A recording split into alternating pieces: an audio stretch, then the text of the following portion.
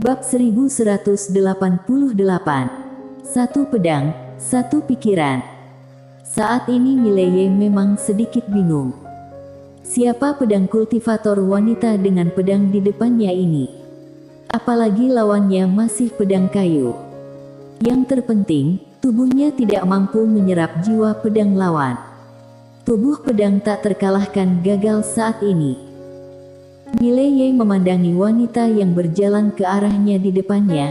Wanita itu memiliki wajah angsa dan alis phoenix, matanya tenang, tetapi ada hawa dingin di matanya.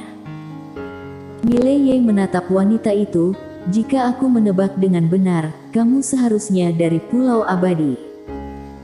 Wanita itu berhenti. Pada saat ini, pedang kayu tiba-tiba terbang kembali ke depannya, kemudian terbang perlahan di sepanjang tubuhnya. Wanita itu memandang Mileye dan hendak bergerak ketika Mileye tiba-tiba berkata, "Kamu datang untuk membunuhku, pasti ada alasannya kan?" Saat ini, tubuh fisiknya sedang menyembuhkan dirinya sendiri, tetapi pedang barusan dapat dikatakan telah melukainya dengan parah. Dia membutuhkan sedikit waktu. Wanita itu mengambil labu anggur dari pinggangnya dan menyesapnya, lalu berkata, "Seseorang membayar mahal agar aku mengambil kepalamu." Mileye buru-buru berkata, "Tidak peduli berapapun harga yang ditawarkan pihak lain, aku akan menggandakannya." Wanita itu meletakkan labu anggur. Dia menatap Mileye, mengangkat alisnya sedikit, 2 kali lipat. Mileye mengangguk, "Ya." Wanita itu menggelengkan kepalanya, "Aku adalah orang yang berprinsip." Mileye mengangkat telapak tangannya, 5 kali. 5 kali. Mata wanita itu berbinar, "Kita bisa membicarakannya." Mileye. Wanita itu membuka telapak tangannya, di tangannya ada seberkas udara ungu tua. "Pihak lain memberiku ini, dia memintaku untuk mengambil nyawamu dan kemudian mengambil sesuatu dari tubuhmu." Energi ungu. Mileye melirik energi ungu dan jejak kejutan muncul di matanya. Energi ungu itu begitu murni. Wanita itu memandang Mileye, "Apakah kamu punya ini?" Mileye menatap wanita itu, "Apakah kamu membutuhkan ini?" Wanita itu mengangguk, "Ya." Setelah berbicara, dia mengeluarkan labu anggur dan menyesap lagi. Sangat heroik. Setelah minum, wanita itu menatap Mileye, "Apakah ada?" Mileye mengangguk, "Ya." Wanita itu maju selangkah, lalu sampai di depan Mileye. Wanita itu memandang Mileye, "Pihak lain memberiku 100 gumpalan energi ungu ini." Mileye merentangkan telapak tangannya, di tangannya ada bola energi ungu, jika dihitung dengan helai, setidaknya lebih dari 1000. Energi ungunya lebih murni daripada energi ungu di tangan wanita itu. Melihat begitu banyak energi ungu di Mileye, pedang kayu yang terbang di samping wanita itu tiba-tiba berhenti. Dia melihat ke arah Mileye, begitu banyak.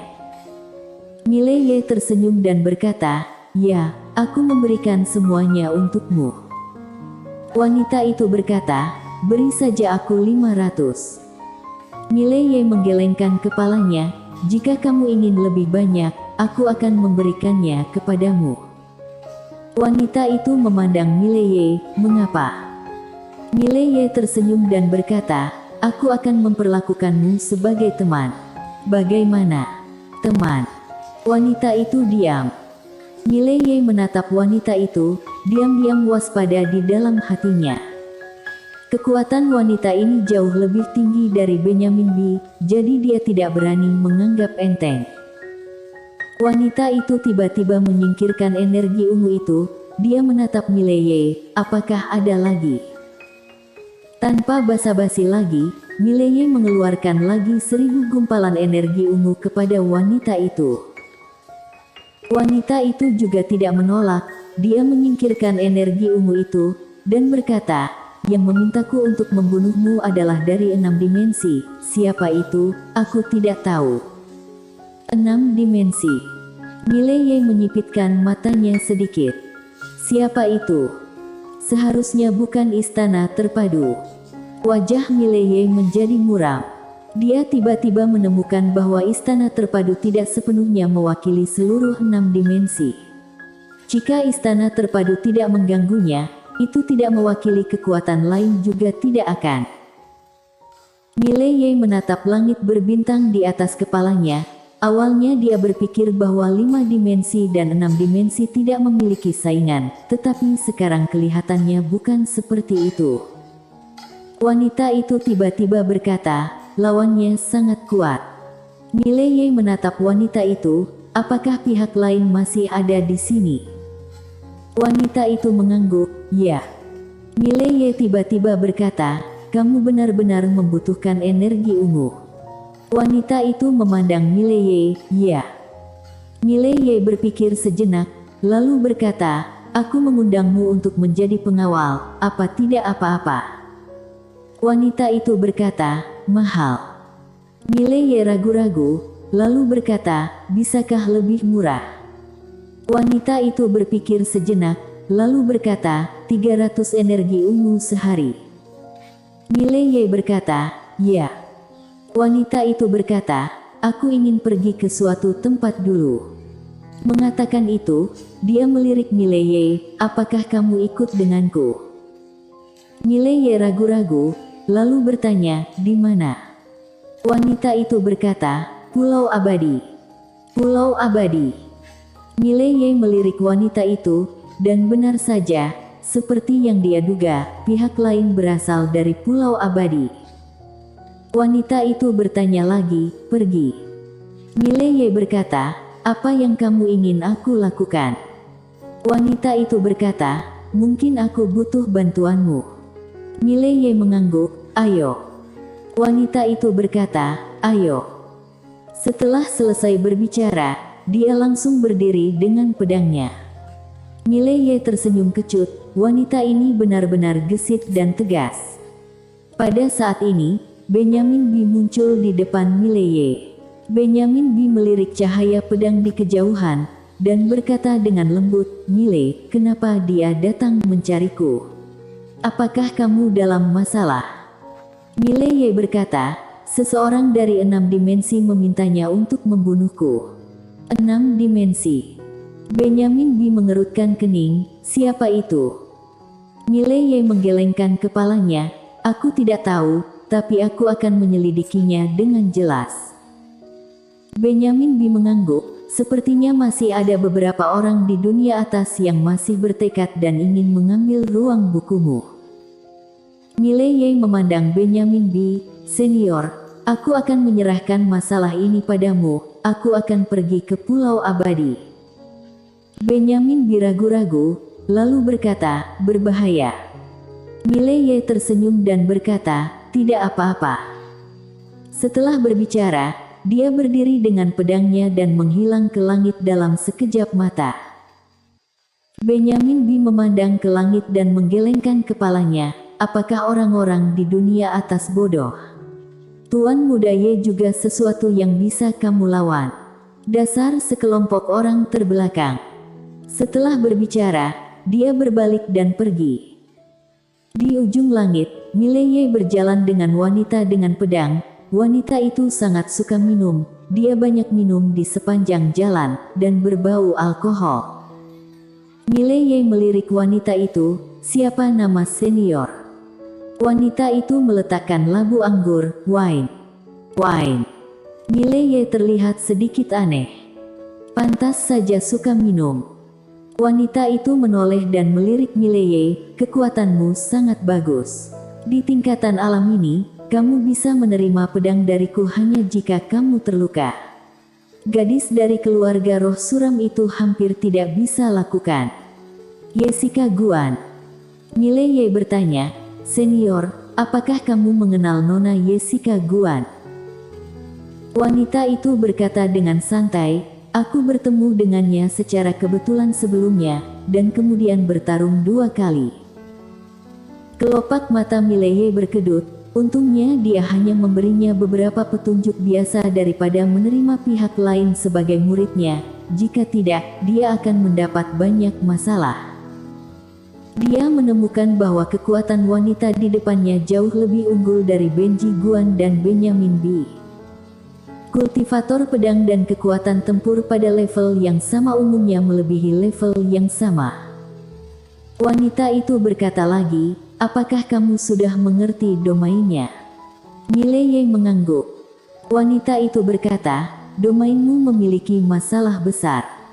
Mendengar ini, Mileye sangat gembira, dan dengan cepat bertanya, apa masalahnya?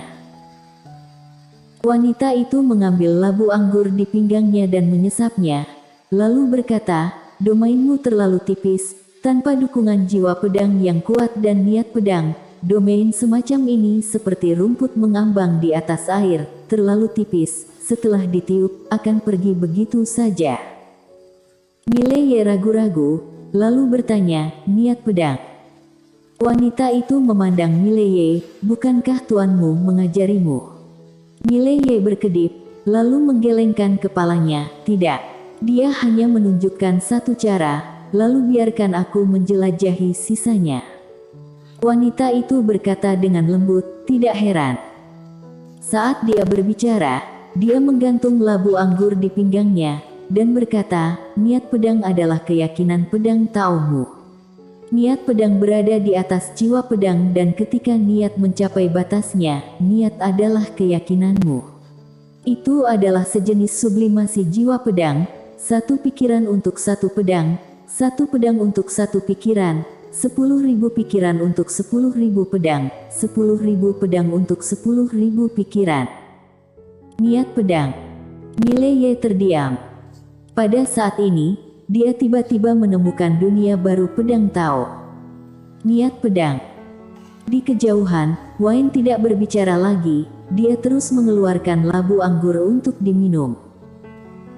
Mileye berjalan ke arah Wayne dengan tergesa-gesa, dia tersenyum mengejek, lalu berkata, Senior Wayne, di atas jiwa pedang adalah niat pedang, bagaimana kita bisa mencapai satu pikiran, satu pedang? Wayne menatap Mileye, apa kepercayaan pedang Taomu? Mileye terdiam. Keyakinan pedang Tao. Mileye tidak berpikir lama, perlindungan. Dia ingin menggunakan pedang untuk melindungi adik perempuannya Lin Siye dan semua orang di sekitarnya. Wayne berkata dengan lembut, perlindungan, maka pedangmu adalah pedang perlindungan. Seberapa kuat keyakinan pedang Taomu, seberapa kuat pikiran pedangmu. Mengatakan itu, dia memandang Mileye, pedang kuat karena orang dan orang kuat karena pikiran. Mileye bertanya dengan cepat, bagaimana melakukannya? Setelah merenung sejenak, Wayne berkata, anggaplah pikiran sebagai pedang. Mileye bertanya lagi, bagaimana menggunakan pikiran sebagai pedang? Wayne memandang Mileye, jika kamu menanyakan itu, kita tidak akan selesai hari ini. Mileye. Wayne berkata lagi, bagaimana mengubah pikiran menjadi pedang tergantung pada dirimu sendiri. Jika kamu dapat memahami dirimu sendiri, kamu dapat mencapainya. Jika kamu tidak dapat memahaminya, tidak ada artinya bagi orang luar untuk mengatakan lebih banyak. Mileye memandangi pedang kayu di belakang Wayne, apakah pedang senior Wayne ini adalah pedang kayu biasa? Wayne mengangguk, ya, pedang kayu. Mileye terdiam. Lawan menggunakan pedang kayu untuk mematahkan domain pedang dan daging tubuh fisik. Niat pedang. Mileye menarik napas dalam-dalam, jalur pedang Tao lebih jauh dari yang dia bayangkan. Wanita di depannya adalah pedang alam asli dan alam fana. Pedang biasa ada di tangannya, tapi itu setajam senjata ajaib. Adapun tingkatan alam wanita bergaun polos harus lebih tinggi dari wanita di depannya, jadi inilah masalahnya. Sampai sejauh mana jangkauan wanita bergaun polos? Memiliki saudara perempuan yang terlalu kuat bukanlah hal yang baik. Mileye menggelengkan kepalanya dan tersenyum kecut, dia melihat pedang ether di tangannya. Berpikir tentang pedang, bagaimana dia bisa mengubah kepercayaan pedang Tao menjadi pedang. Mileye berpikir keras. Dan anggur itu tidak mengganggu Mileye, hanya fokus untuk minum. Sepanjang jalan, Mileye bingung dan sakit kepala. Dia sangat ingin bertanya pada wanita di depannya, tapi dia tahu tidak akan ada jawaban. Pedang kultivator seperti ini, jika dapat mencerahkannya, maka akan berhasil. Jika tidak dapat mencerahkannya, percuma berbicara lebih banyak. Saat ini, Wayne tiba-tiba berkata, "Kami di sini." Mileye melihat tidak jauh, ada pulau di sana. Pulau abadi. Wayne membawa Mileye dan mendarat di pulau itu. Ketika lewat di suatu tempat, Mileye melihat sebuah patung. Ketika dia melihat patung itu, dia tertegun. Dia tahu patung ini. Patung itu adalah seorang pria yang mengenakan jubah putih awan dengan pedang di pinggangnya. Salah satu dari 3 master pedang di puncak menara. Saat ini, Mileye sedikit bingung. Bersambung.